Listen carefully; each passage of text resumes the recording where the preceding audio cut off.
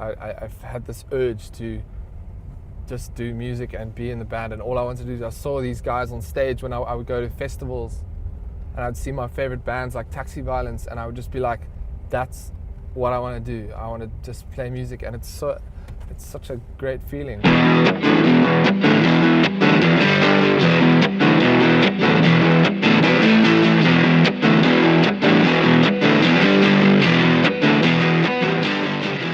Basically, we heard that Eagles of Death Metal were coming to South Africa, and at first I didn't believe it. We've got like memories of us finishing school exams and like jamming to Eagles of Death Metal when we went out partying afterwards. Like, that's how, like, we properly loved them. And then when they were coming, we were just like, we have to meet these dudes. I was driving home and Murray was at the flat, and I heard on 5FM, phone in now and you can get backstage tickets to One Night in Cape Town. And I ran upstairs. I remember running upstairs and be like, phone 5FM now, phone 5FM now. So we phoned, and both of us got the ticket right there. There was no like competition. It was just like, cool, you got it. You got backstage. So we were just like, ah! So we made a little package with like all of our like sort of imagery and CD and links and everything to our social media and stuff to him. And we met them backstage. I mean, it was so awesome.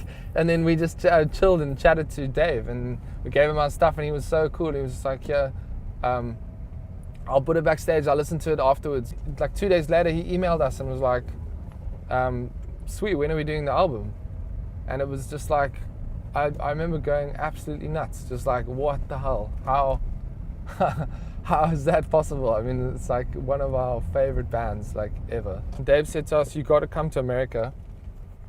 So we were like, oh my God, that's expensive. Like, to fly all of us there and then pay for the studio and the mixing artist and the engineer and you know, and all that stuff just to get us there and do that whole thing. It just was going to cost a huge, and we added up the numbers. We were like, whoa, how are we ever gonna, we don't have any sort of sponsorship or anything right now. We met with a couple of people, and we started a Kickstarter project to try and raise the necessary funds to get to America, and managed to do that.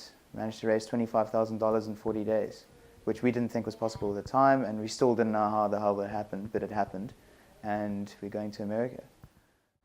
It's such a big thing to happen to like a band like ourselves. It's, you know, we're not a big established band yet now we've been given such a rad opportunity to like record an album in the States with a guy that's directly influenced our music from the start, pretty much.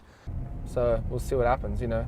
If it all just bombs out and we, in 5 years' time we're still getting one person at our gig, you know, then you know that it's time to move on to something else. Start brewing beer or something.